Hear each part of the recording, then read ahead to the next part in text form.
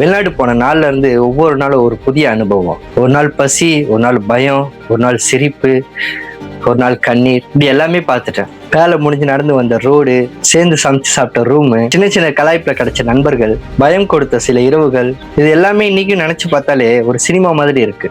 அங்க நான் சம்பாதிச்சது காசு மட்டும் இல்ல, மனுஷங்களை புரிஞ்சுக்கிற அறிவு, எந்த சூழ்நிலையுமே நிமிர்ந்து நிக்கிற தைரியம், வாழ்க்கை கஷ்டம் வந்தா ஓடக்கூடாது, எதிர்த்து நிமிர்ந்து நிக்கவும் கத்துக்கிட்டேன்.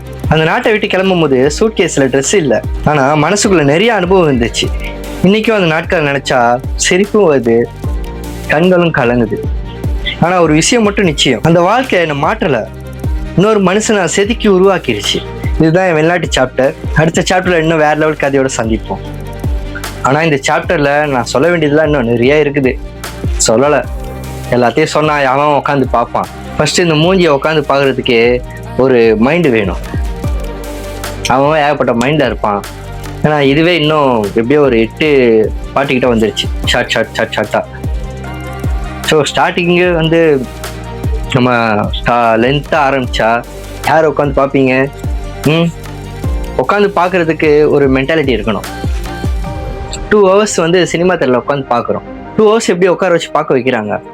அதில் அவ்வளோ உழைப்புகள் இருக்கு.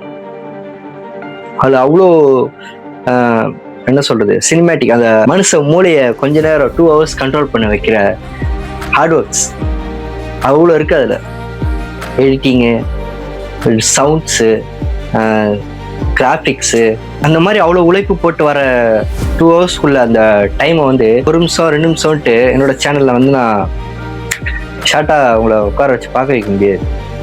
ஸோ நான் யார், என் லைஃப்பில் என்ன நடந்துச்சு, இதெல்லாம் நான் வந்து இன்னொன்னா தான் அதான் சேனலே சொல்லிட்டேன்.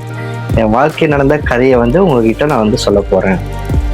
கொஞ்சம் சினிமா ஃப்ளோவில் கொஞ்சம் டைலாக்லாம் என் அறிவு கொஞ்சம் எழுதி உங்ககிட்ட சொல்ல போகிறேன். அது ஆரம்பத்தில் நான் வந்து லென்த்தாக போட்டேன்னா உட்காரத்துக்கு ஒரு மென்டாலிட்டி இருக்கணும்ல.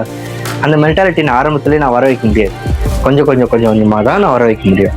இப்போவே என்னோட சேனலில் ஒரு 5000-6000 பேர்கிட்ட பார்த்துட்டாங்க. ஸோ இன்னும் நிறையா பேர் கொஞ்சமாக தான் க்ரோ ஆக முடியும். எடுத்தோடனே புஷ்ஷுன்னு ராக்கெட் ஆகிடாது, வாரத்துக்கு கொஞ்சமாக தான் ஏறும். அந்த மாதிரி தான் என் ஃப்ரெண்டு ஒருத்தர் சொன்னான், ட்ரெண்டிங்காக எவ்வளோ இருக்குதுடா, ட்ரெண்டிங்காக நீ பேசலாமே, ட்ரெண்டிங்காக இங்கே எவ்வளோ நடக்குது அப்படின்ட்டு. என்னடா ட்ரெண்டிங்கு, ஒருத்தர் சாவுறதும் ட்ரெண்டிங் தான், ஒருத்தர் பிறகுறதும் ட்ரெண்டிங் தான்.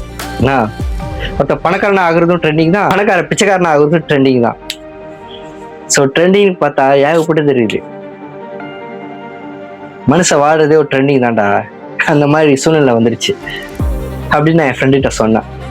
என் வாழ்க்கையில் நடந்த நிறைய பக்கங்கள் இருக்கு.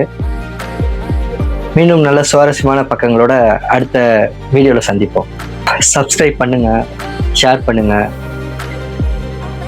என் வாழ்க்கையில் இந்த மாதிரிலாம் நடந்திருக்கு, இதை நான் வந்து யார்ட்டையும் சொல்ல முடியல. ஸோ இதை வந்து நீங்கள் கமெண்ட்ல சொல்லலாம். உங்கள் மனசாட்சி சொல்கிற மாதிரியே நான் சொல்கிறேன். டேய் ஆமாண்டா, என் மனசில் இருக்கிறது அப்படியே சொல்லிட்டான்டா இவன், அந்த மாதிரி உங்களுக்கு தோணும். இந்த மாதிரி அடுத்தடுத்து தோண உங்கள் வாழ்க்கை நடந்ததை நீங்கள் கமெண்டில் சொல்லலாம். ப்ரோ இதை பற்றி சொல்லுங்கள், என் வாழ்க்கை நடந்துச்சு அப்படின்னு சொல்கிறேன். என் வாழ்க்கையில் நடந்தது ஏகப்பட்ட பக்கங்கள் இருக்குது. 1 by 1 தான் வர முடியும். வரேன். மீண்டும் நல்ல சுவாரஸ்யமான பக்கங்களோட அடுத்த வீடியோவில் சந்திப்போம். அன்புடன் சையத் அலி கான் டைரிஸ்.